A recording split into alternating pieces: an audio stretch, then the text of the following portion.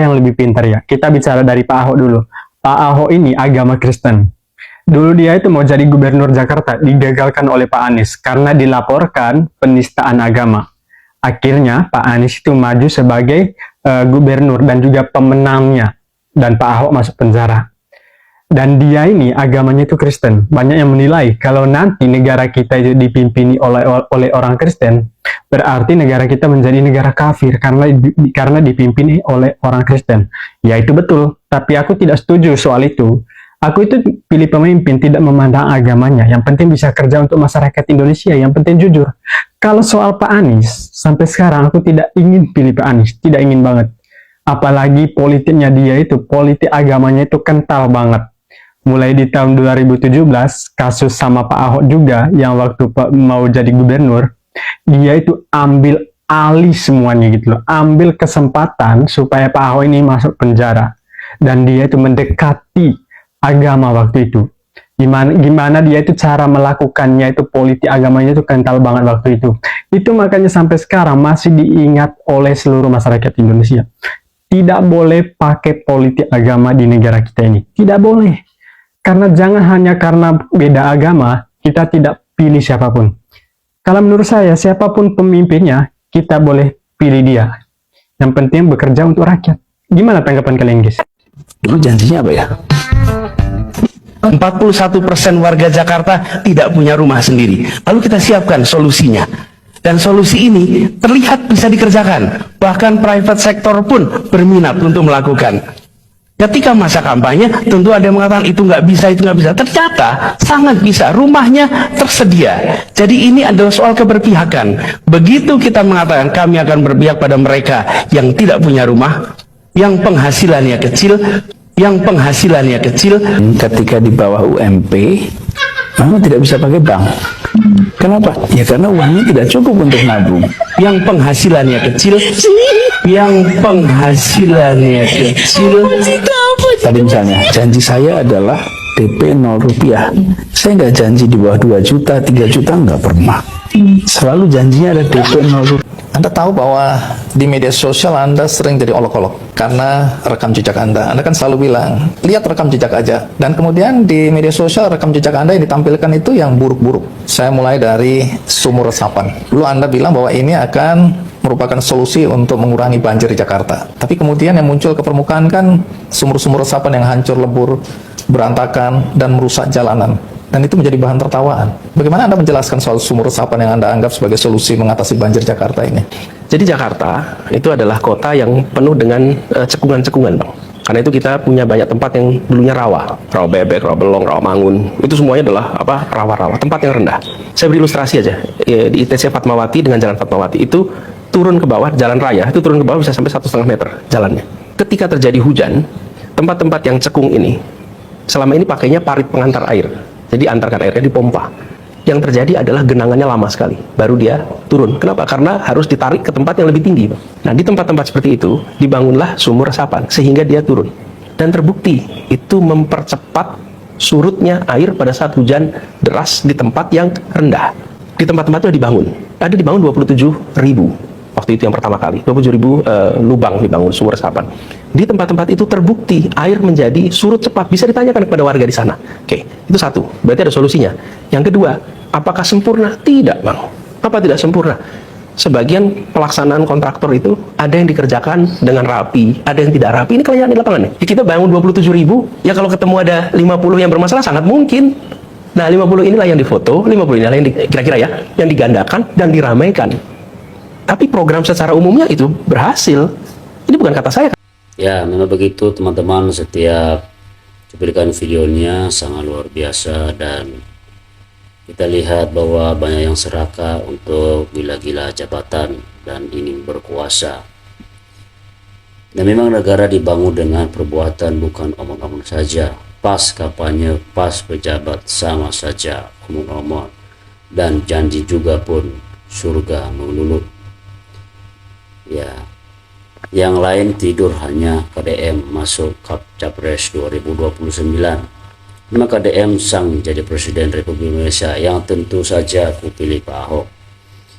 Ya, kalau Pak Anies itu ahli penata kata, Ahok penata kota.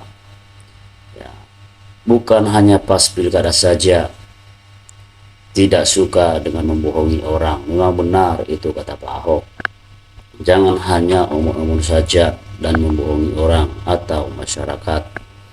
Memang orang cerdas itu dan jujur jelas dipilih oleh Pak Ahok. Ternyata kita memilih sesama muslim, negara juga tambah rusak. Ya karena agama itu privasi, tapi pilih iman negara, pilih kecerdasan. Jangan kita memandang dalam dalam ras atau agama atau suku. Ya, yang penting bisa bekerja dengan rakyat dan memiliki hati yang penuh untuk membersihkan Indonesia ini.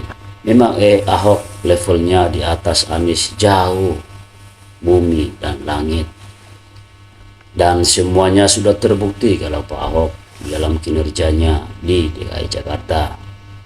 Semasa Pak Anies pun juga menjabat di DKI Jakarta. Apakah yang dilakukannya? Apakah sudah terbukti apa yang dia ngomong?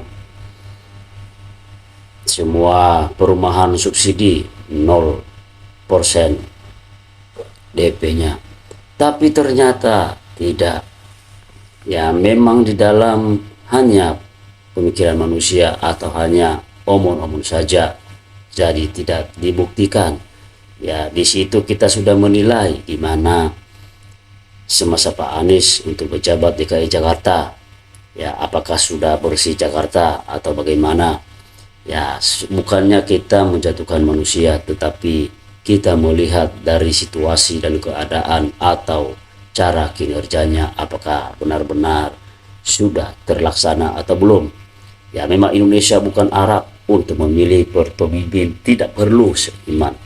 Yang terpenting jujur, cerdas, kerja nyata dan berintegritas dan berani dan memberikan yang terbaik buat Indonesia ini. Memang biasa pasti dibungkus dengan agama. Kalau bisa semua agama bisa mencalonkannya.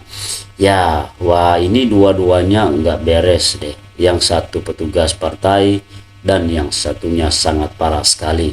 Yang ada di otaknya cuma ingin hancurin negara itulah. Memang sangat-sangat miris. Memang negara kita udah abur-adul, enggak pandang agama. Yang jelas Indonesia agak bersih.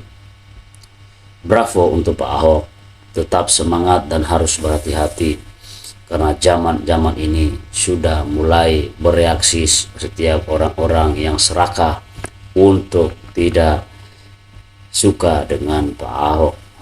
Ya, memang zaman itu bangsa Indonesia banyak yang sangat bodoh, tidak tahu diri, ya, tidak bisa menilai diri sendiri, hanya untuk kepentingannya sendiri.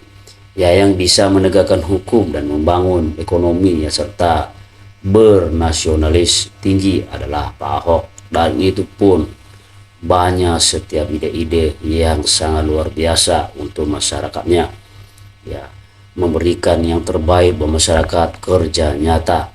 Memang agama Muslim KTP Islam, tapi pada tamak serakah semua pada korupsi. Untuk apa? Ya, sampai Indonesia ini akan hancur-hancuran. Memang pilih pemimpin itu yang cerdas, kerja nyata, ya, tidak membuang-buang anggaran, cara merespon masalah rakyat, cepat, tidak tele-tele, jujur, tegas, amanah, dan merangkul rakyat kecil yang membela warganya, bukan untuk menekankan rakyatnya.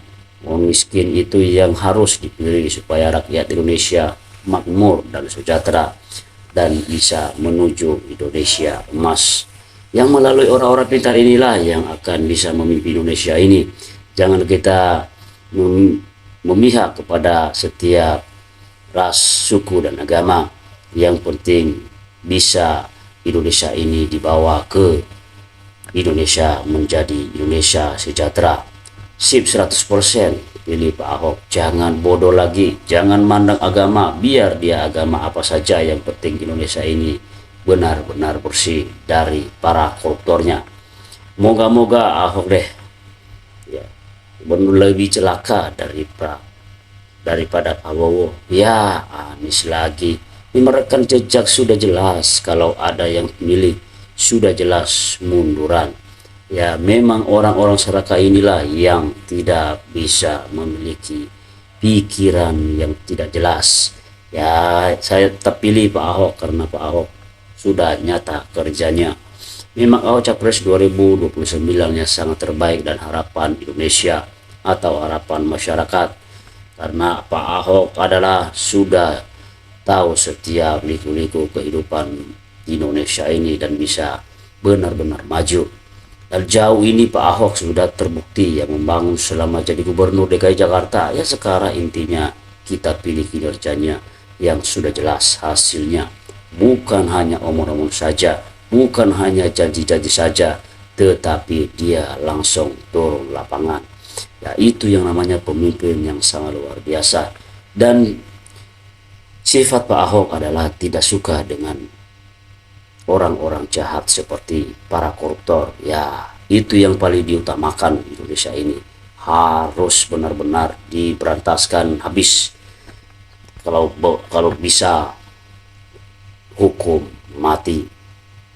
Tidak dipandang bulu mau saudara, mau teman, mau sahabat. Yang penting bisa Indonesia ini benar-benar maju. Ya, memang setelah Ahok tidak menjabat, ada sisa anggaran, langsung Ahok mah dikembalikan ke negara. Ya, karena itu bukan duitnya, itu adalah duit negara atau duit masyarakat. Ya, memang itu pemimpin yang sangat jujur, yang sangat luar biasa. Dan setiap anggaran-anggaran sudah detail-detail semua. Itu ada di dalam pemikiran Pak Ahok. Ya, memang Pak Ahok masuk penjara sudah ada yang ngatur deh. Benar banget, ini pemimpin yang melihat dari agamanya, karena bukan mau memimpin sholat Anies jadi gubernur. Banyak membuang anggaran, Monas digundulin. Ya, kemana kah coba buat bambu musuh, tapi Ahok menghemat anggaran karena Ahok orang yang cerdas, tegas, jujur.